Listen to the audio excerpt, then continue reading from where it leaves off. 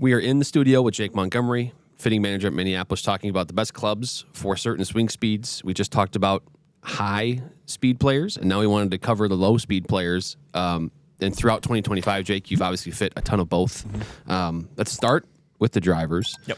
The best drivers that you've fit for players that maybe have low or moderate speeds, and the best success you've had there. Yeah, so I mean, I would say before I get to like the standard drivers, I just want to say if you are on the older side of things or you're swinging really, really slow these days, try a mini driver. We can loft those things really, really high, which again just gives us way more peak height.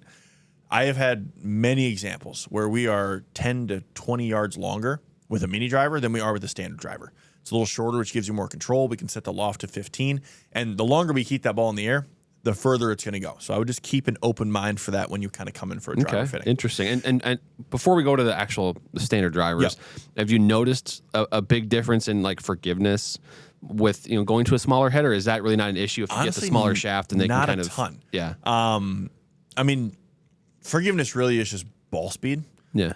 I haven't seen a huge drop off when they're hitting it on the toe or the heel on a mini driver compared to a standard model. And especially, I mean, for a lot of the players, it looks more like a driver that they've been used to playing most of their life. Yeah, I suppose. Yeah. So it can oftentimes be really familiar for them. Okay, interesting. That's actually not something I expected to hear from you to start this off here. Yeah. But so many drivers are a strong consideration for those players, and that makes a lot of sense the way you explain it. We can get the driver up to 13, 14, 15 degrees, and get a shaft that's a little bit more. It's shorter, and you can control it, the club face a little bit more. But with those standard drivers, or what you would consider today, a driver, any model in particular stick out? Yeah, so the G440 HL build, where there's a lighter weight with the Alta Quick shaft in there, that is far and away, standard length driver wise, the best one that we've seen. The components in it are really, really light, which allows you to pick up a couple miles an hour club head speed. It is a fairly high spin driver, which, like I said, we oftentimes want more spin for this player because it helps keep the ball up in the air. They're not going to lose a whole ton of roll up, but you might gain 10 yards of carry. Yeah. The other one I would say is option would be the Titleist GT1. Again, lighter headweight build, especially when we can change the weights out in that driver. And then they also offer a couple different 35, 40 gram shafts in their fitting matrix as well, where we can just kind of make as light a weight build as possible, add a lot of loft, and just kind of keep the ball up in the air as much as possible. I'd say another area for this, if you were just looking, price doesn't matter, you want to gain as much distance as possible, try the Ventus White. I was going to bring that up, too. I cannot tell you how many players I have had where I put that in and we immediately gain 10 yards. It is so stinking good. Yeah, I mean, I was going to bring that up if you didn't, so it's funny that you were thinking the same thing, because the Fujikura Ventus lineup has been super successful for several years now, but it's primarily catered towards higher speed players, or it has up until 2025. Yep. Now they've got this Ventus White, new color, I guess, or color category for them that they haven't had before this year.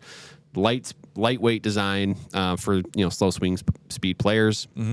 And I've only heard awesome things from the fitters, so that's something to consider with, and with the drivers especially. It's one of those driver heads with that driver shaft, and if you're a light or moderate speed player, maybe you're losing some distance, or maybe you just don't swing it very fast and you want to gain that.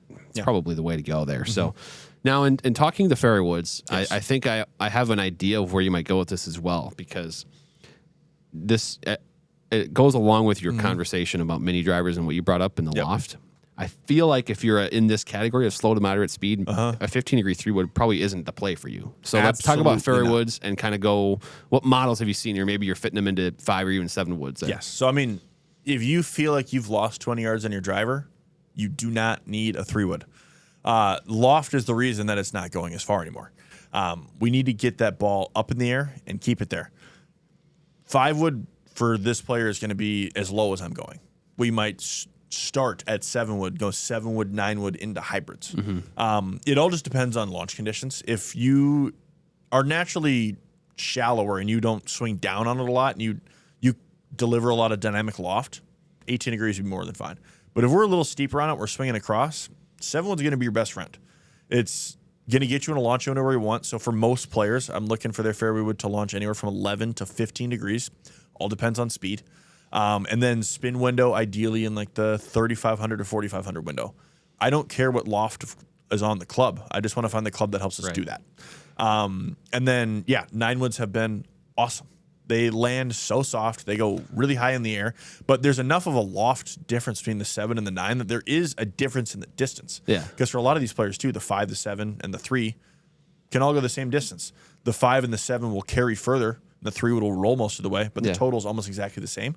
When you get into that 9 wood, there is more of a distance difference there that allows us to kind of properly gap that top end of the bag. And then I would say brand-wise, Ping, and surprisingly this year, Callaway has been great in the high lofted fairways. Now, because not all the brands even offer like a 9 wood to be fit. I know Ping is one, and I know is Callaway one Callaway too? has an 11 wood even. So okay. They got How many everything 11 woods covered. have you fit this year? 1. Okay. I've sold 1. All right. It was to a woman that came in who she just hates hybrids. So we just wanted to iron set into woods. Now, how many woods does she have in the bag? She went 11, 9, 7, 5. Okay. So then we got them all. So in terms of number of covers head in the covers bag. there, Yep. And that's actually the famous Fred Couples quote that he had said, where he's like, I think every year I just add a head cover to the bag, because I think he has famously 6 of them maybe in terms of his driver, fairway woods, and a bunch of hybrids. But yeah, that's fascinating to hear that, and that's an important conversation. I think that that golfers are becoming more aware of as the game changes and the ball spins a little bit less and things as we move forward here. So, but yeah, that's a good thing for golfers to remember. Speaking of hybrids, in the hybrid category, I know you're probably not a utility iron in this category. So No. is there a hybrid that's like launching really high for these type of players? So I would say one that I've loved so far has been the GT1. Okay. It's a kind of an oversized hybrid. Center of gravity is really low and really back. I mean, it really is just kind of more of a cross between a fairway and a hybrid. That one's been fantastic. And then, I mean, you're going to hear me say this a lot throughout this video. Ping G440. Yeah. Those hybrids are so good, especially, again, in that HL build, the high launch where you put a different weight in the back there. You get that ultra quick.